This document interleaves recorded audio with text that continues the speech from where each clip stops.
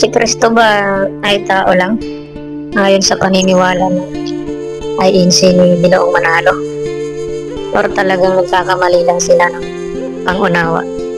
Alam niyo ho kasi, ang Panginoong Hesukristo ay anak ng Diyos Ama yun. Ang Diyos na Espiritu. So, logically, ang anak niya ay Espiritu. Espiritu yung nanganak. Anong katunayan? Basahin natin. Juan 3:6. Ang ipinanganak ng laman ay laman nga.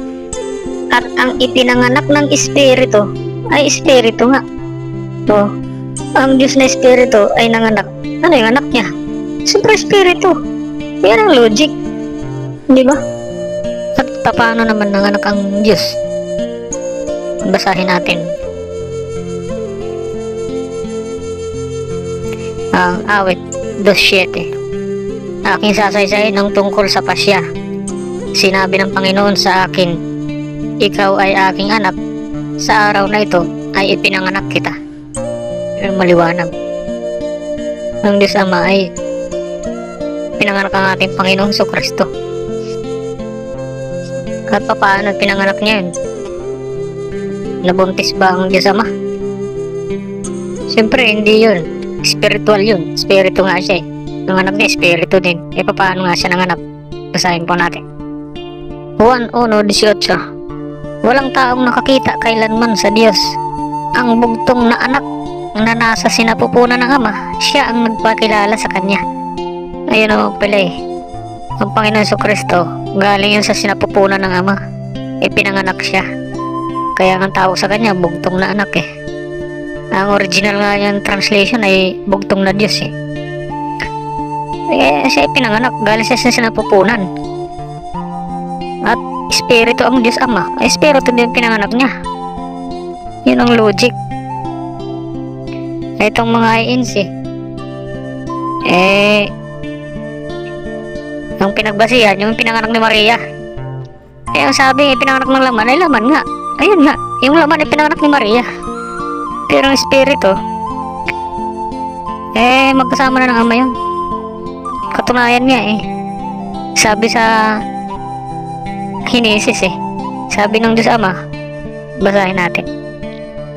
At sinabi ng Diyos, lalangin natin ang tao sa ating larawan, ayon sa ating wangis, at magkaroon sila ng kapangyarihan sa mga isda sa dagat, at sa mga ibon sa himpapawid, at sa mga hayop, at sa buong lupa, at sa bawat tumuusad na nagsisiusad sa ibabaw ng lupa. Ayun ang maliwanag, sabi ng Diyos Ama. Lalangin natin ang tao ayon sa ating larawan, ayon sa ating wangis. O diba? May kausap na ang Diyos Ama dyan. May lumalalang pa lang sila dyan. Anong katunayan na ang kalarawan ng Diyos Ama ay ang Panginoong Hesukristo? Basahin natin.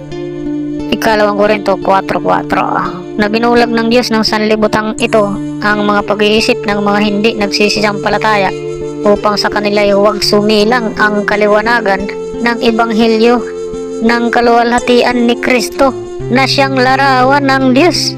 Ayun ang maliwanag. Sino ho ang kalarawan ng Diyos? Si Kristo. Kaya nung sabihin ng Diyos Ama, lalangin natin ang tao ayon sa ating larawan, si Kristo ang kausap niya. Yan ang maliwanag. Hindi pa siya nagkakatawang tao. Spiritually, nandun na siya. Kasama na ng Diyos Ama. Yan ang maliwanag dyan. Ano pang katunayan? Nakasama na ng Diyos Ama yun. Basahin po natin ang Kawikaan 34. Sino ang nagsumampa sa langit at bumaba? Sino ang pumisa ng hangin sa kanyang mga dapot? Sino ang nagtali ng tubig sa kanyang kasuotan? Sino ang nagtatag ng lahat ng mga wakas ng lupa? Ano ang kanyang pangalan? At ano ang pangalan ng kanyang anak?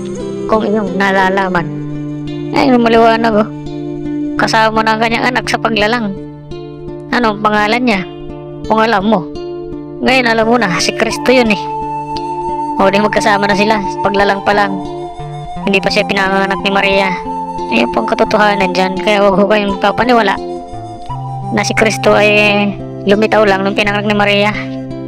Dito to yun, ang ipinanganak ni Maria, laman yung katawan niya. Pero ang espiritu nun anak ng Diyos yun. Ipinanganak ng Diyos. Galing sa sinapupunan ng Diyos Ama.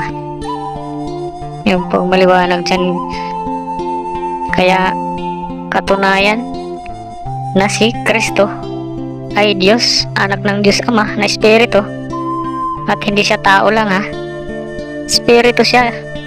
Sapagkat ang nanganak sa kanya ang Diyos Ama Espiritu. At ang kanyang anak ay Espiritu. Yun ang logic diyan. At meron talata yan. Nang ipinanganak ng Espiritu ay Espiritu nga.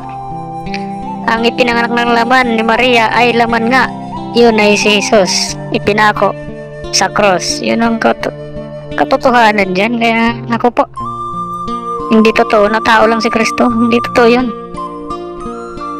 Tapos sa kanila, anghel si Manalo. Mas malakas pa. Mas pataas pa si Manalo, Felix, kisa kay Kristo para sa kanila. Matinding pamumusong ho yan. Napaka-delikadong paniniwala yan. Kapusungan sa Diyos yan at sa Panginoong Jesucristo. Pinangalanan nyo pa yung iglesia nyo, iglesia ni Kristo. Sabagay, totoo naman yan. Kaya lang yung Kristo nyo, bulaan. Nakalagay sa Mateo 24:24, diba? Sapagkat may magsisilitaw na mga bulaang Kristo at mga bulaang propeta na magpapakita. Ayan, no? Yan ang Kristo ng INC. Bulaan. Maliwanag yan. Bakit bulaan? Sinungaling eh. Libro mo eh. Tao lang ang Kristo nila. Samantalang Kristo ng Diyos, spiritual. Espiritu yun. Anak ng Diyos Ama na Espiritu. Espiritu yung Kristo, hindi tao lang.